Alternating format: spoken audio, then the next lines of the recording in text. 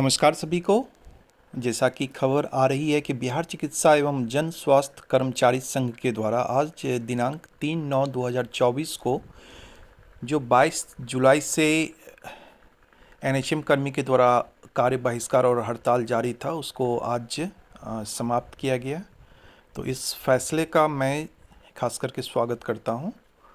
लेकिन यहाँ पे एक बात जो मेरे मन में आ रही है वो मैं आपके साथ शेयर करना चाह रहा हूँ कि यहाँ पे जो 22 जुलाई अंकित है, तो जहाँ तक मुझे याद है कि हड़ताल का जो बिगुल फूंका गया था वो 8 जुलाई के आसपास था। 8 जुलाई को ही बिहार के विभिन्न जिलों में बहुत सारे एनएचएम कर्मी खास करके एएनएम हड़ताल पे थे और बिहार के सभी ज़िलों की मैं बात कर रहा हूँ यहाँ पे। तो ये जो गैप है 8 जुलाई से लेके 22 जुलाई तक, तो इस पत्र में 8 जुलाई से क्यों नहीं मांग की गई? क्योंकि कहीं ना कहीं ये सारा चीज़ फिनंशियल आपकी सैलरी से जुड़ा हुआ मामला है और हड़ताल अवधि से जुड़ा हुआ मामला है। तो हड़ताल अवधि जो सरकार के निगाहों में अभी आ रही है इस पत्र के द्वारा कि एनएचएम कर्मी कब से हड़ताल पे है, तो 22 जुलाई से 3 अगस्त तक हड़ताल पे है। लेकिन वैसे कर्मी जो 8 जुलाई से हड़ताल पे है तो उनका क्या होगा? पहला चीज़ मेरे मन में ये सवाल आ रहा है। दूसरा कि संघ का निर्णय सर्वोपरि होता है, तो राज्य स्तरीय संघ के द्वारा जो निर्णय लिया गया वो सर्वोपरि है, सर्वमान्य है। सभी लोग इसको मानते भी हैं। शुरू से ही ऐसी परंपरा चली आ रही है।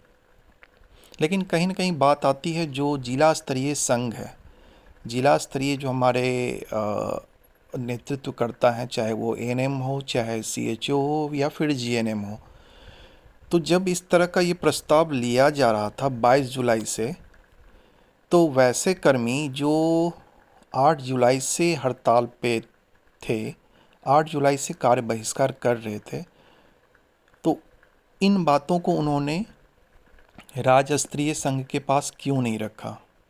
यदि इस अवधि का उनका वेतन कटता है 8 जुलाई से लेके 22 जुलाई तक का, क्योंकि जैसा कि व्हाट्सएप ग्रुप में सर्कुलेट हो रहा है चारों तरफ कि 22 जुलाई से लेके 3 जुलाई तक का जो वेतन का है वो सरकार उसका समायोजन करेगी।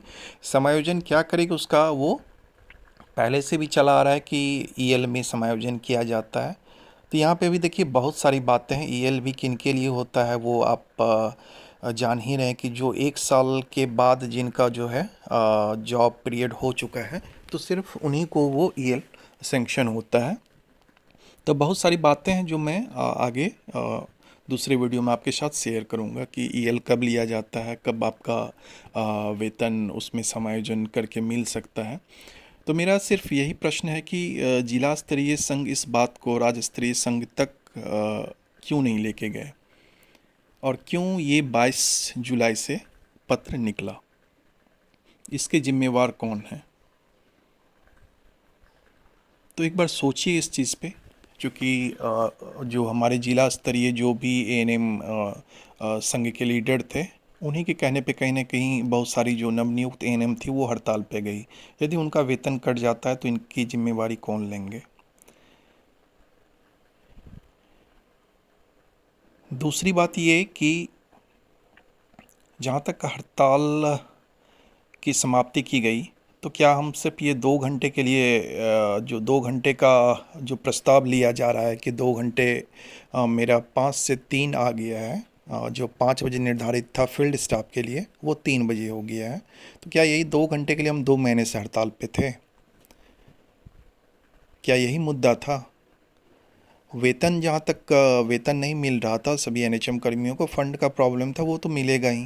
वो तो सभी एनएचएम कर्मियों को नहीं मिल रहा था, तो वेतन तो कोई मुद्दा था नहीं। और सरकार के द्वारा जो वेतन वृद्धि की गई थी कुछ दिन पहले ही, उसका लाभ तो सभी को मिल गया, तो वेतन तो मेरा कोई मुद्दा ही नहीं था। एफआरएस मुद्दा था और एफआरएस में मुद्दा था कि एफआरएस का शायद सभी लोग बहिष्कार कर रहे थे। फील्ड स्टाफ के लिए तो प्रॉब्लम है ही, बहुत प्रॉब्लम है ये चीज़, मैं भी इसको मान रहा हूँ। ऑफिशियल स्टाफ के लिए ठीक है, लेकिन फील्ड स्टाफ के लिए दिक्कत वाली बात है। लेकिन फिर भी ये हड़ताल जो किया गया था, चूँकि सरकार का निर्णय था, सरकार का ये प्रोजेक्ट था, सरकार इस पे काफ़ी इन्वेस्ट कर चुकी है, सभी लोगों की ट्रेनिंग हो चुकी है। उसके बाद ये हड़ताल करना ही जो है वो नहीं करना चाहिए था। ये हड़ताल कोई मुद्दा ही नहीं था ये, क्योंकि आप यदि सरकार के अंदर काम कर रहे हैं, और वो भी संविदा कर्मी, रेगुलर कर्मी का चलिए बहुत बात होती है, संविदा कर्मी, आप तो सोच विचार के ही संविदा कर्मी में आए हुए हैं ना। लेकिन फिर भी हम लोग क्या कर रहे हैं, हड़ताल कर रहे हैं, क्योंकि जान रहे हैं कि मेरा बात जो है आगे तक संविदा कर्मी है, कल के डेट में सरकार के द्वारा बताया जाएगा कि अ, आपको हटा दिया जाएगा, तो क्या करेंगे हम लोग। तो कहीं ना कहीं ये हड़ताल मेरे अंदाज से सही नहीं था, और इसका जो आउटपुट भी अभी मिल रहा है वो जितना लंबा हड़ताल चला उसके अनुसार ज़ीरो है।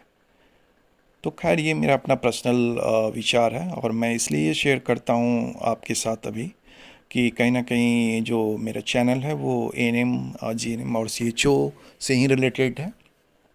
उनके कार्यों का जो डिजिटल प्लेटफॉर्म होता है उसको मैं आपके साथ शेयर करता हूँ। तो ये भी मुद्दा चूँकि एएनएम से, आप ही नर्सिंग कर्मियों से जुड़ा हुआ था, तो इसी वजह से मैं आपके साथ शेयर कर रहा हूँ। तो कहीं ना कहीं इन बातों को सोचिएगा ज़रूर, और सोच के कमेंट कीजिएगा।